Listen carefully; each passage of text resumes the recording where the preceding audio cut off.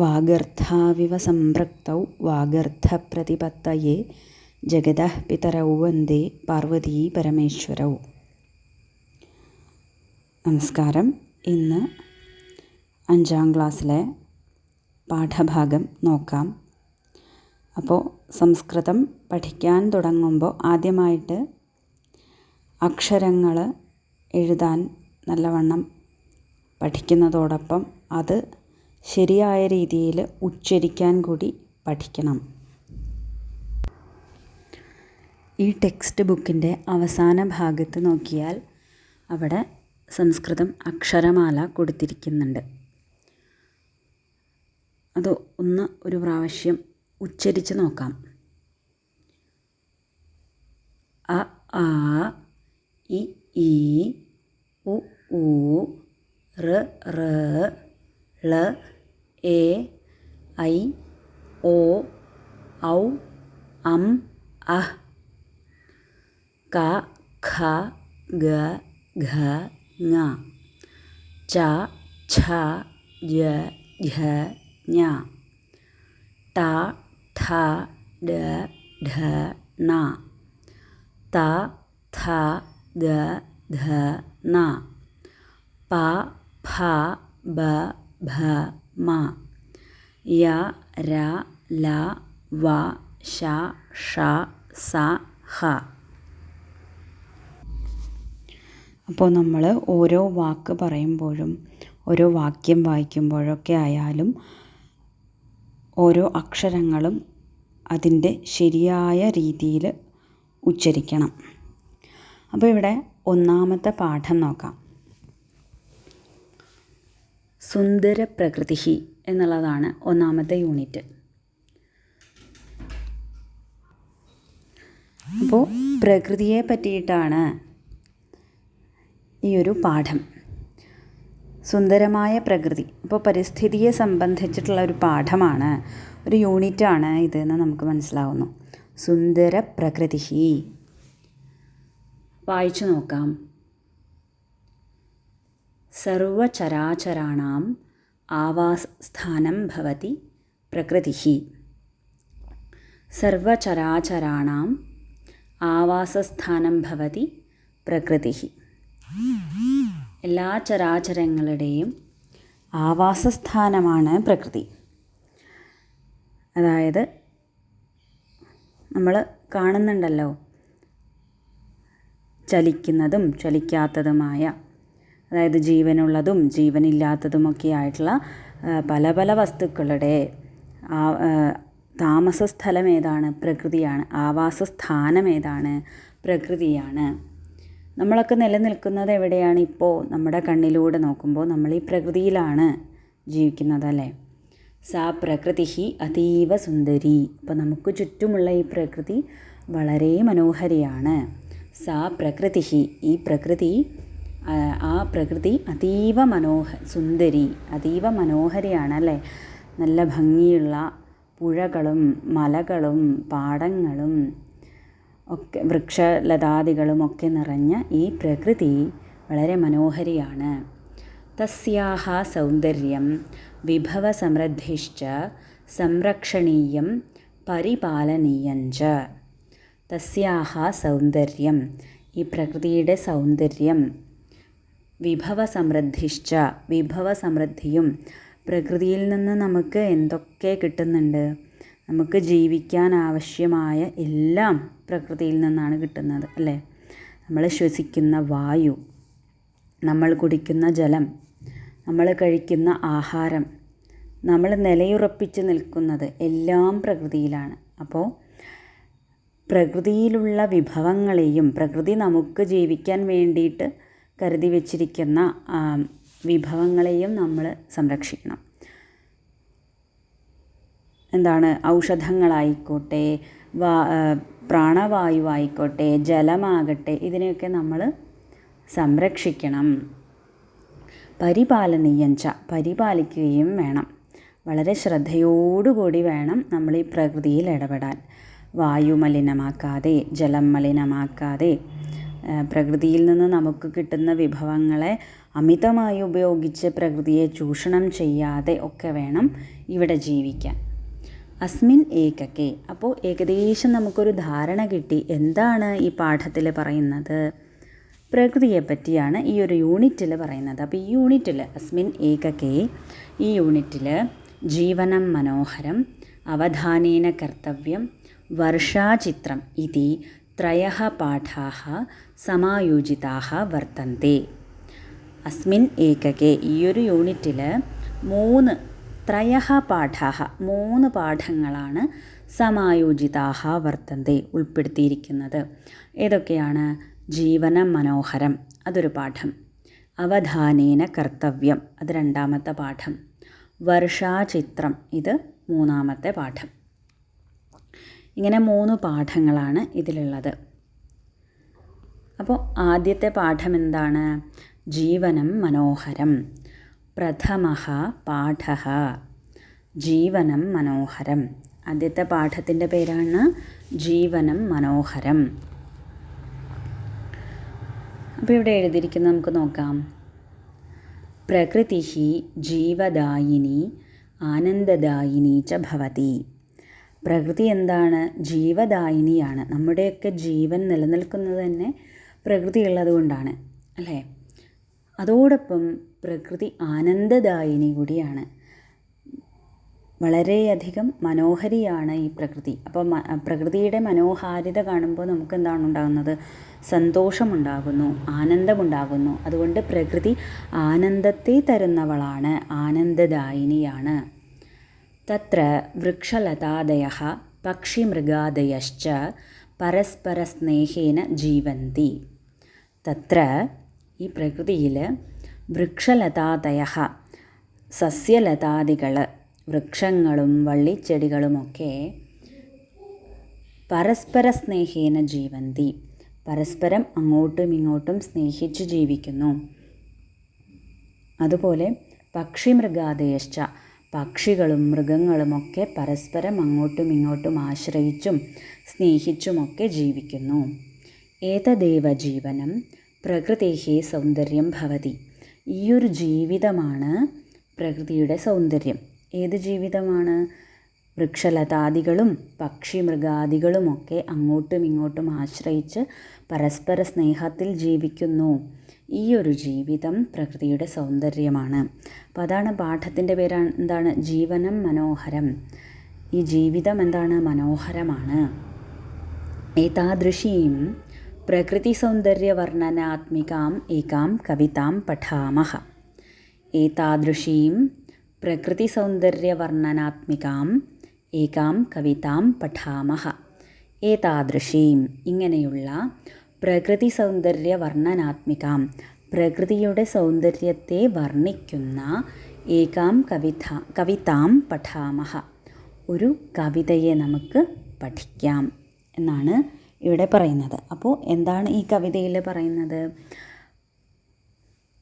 പ്രകൃതിയുടെ സൗന്ദര്യത്തെയാണ് ഈ കവിതയിൽ വർണ്ണിക്കുന്നത്. ഈ കവിതയുടെ പേരെന്താണ്? ജീവനം മനോഹരം എന്നുള്ളതാണ്. ജീവിതം മനോഹരം.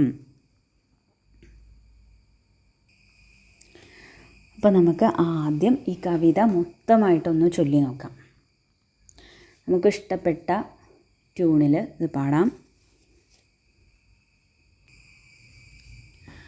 പശ്യതു മൃദുലേ മമ നിലയം സുന്ദരമേതം മമ നിലയം മാതാ താത സോദരയുഗളം പഞ്ചജനാ ഇഹ നിവസന്തി. പശ്യതു മൃദുലേ മമ നിലയം സുന്ദരമേതം മമ നിലയം മാതാ താത സോദരയുഗളം പഞ്ചജനാ ഇഹ നിവസന്തി.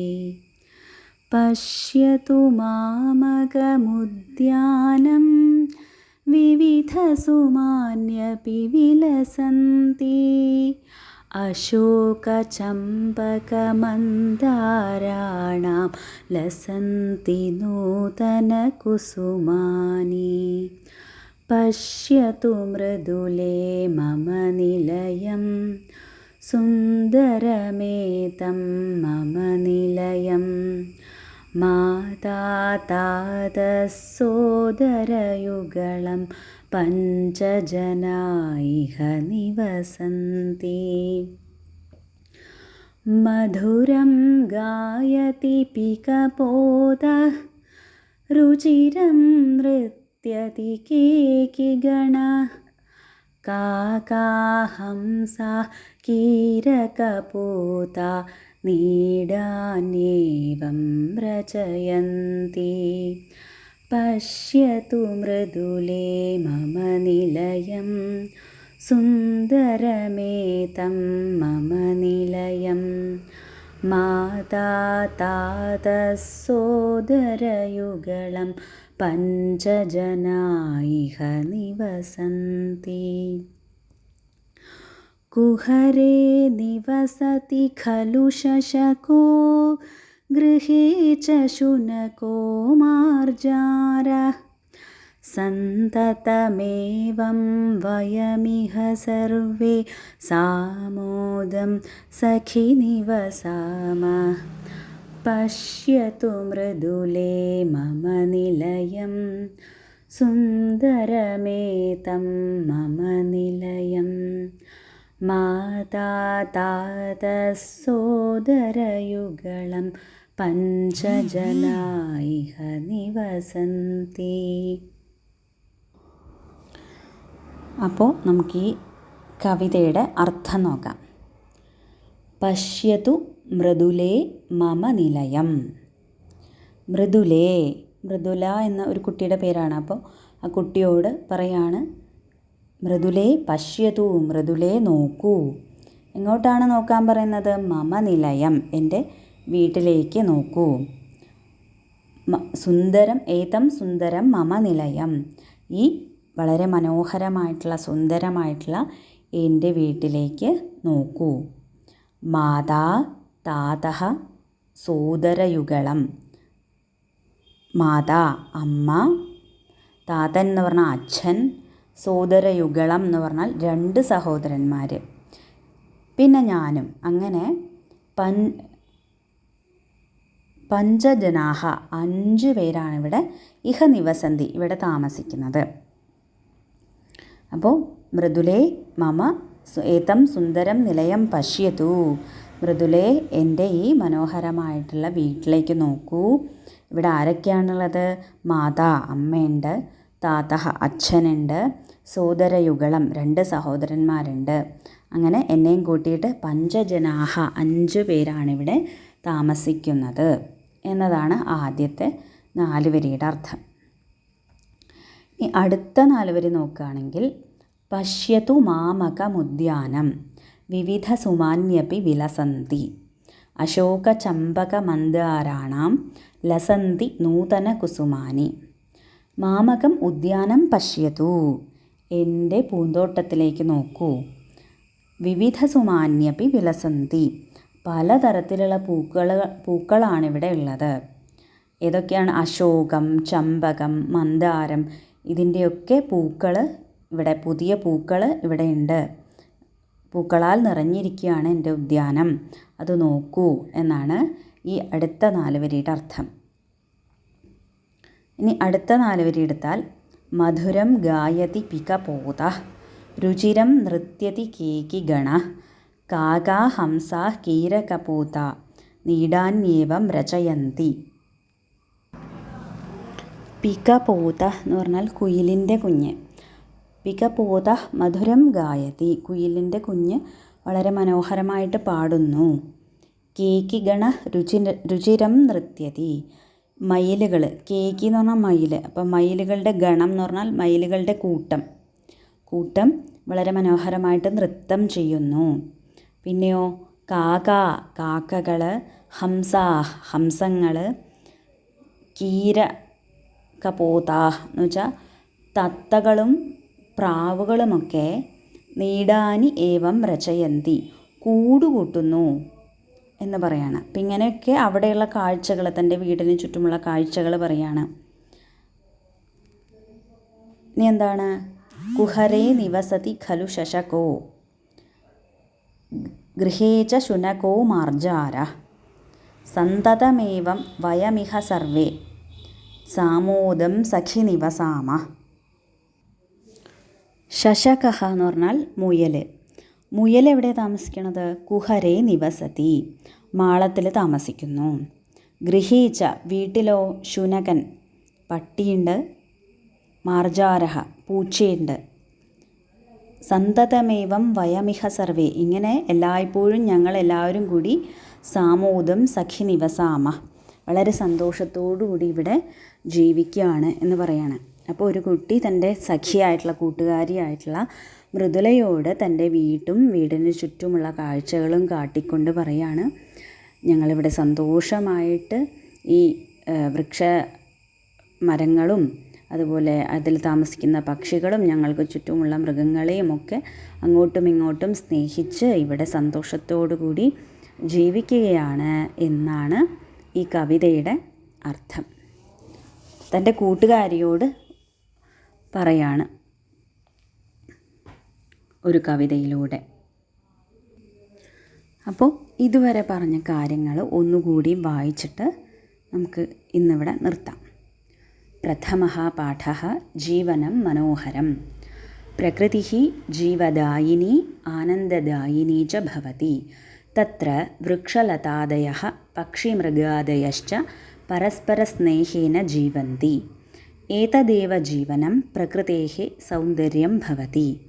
ഏതാദൃശീം പ്രകൃതിസൗന്ദര്യവർണ്ണനാത്മികാം ഏകാം കവിതാം പഠാമः.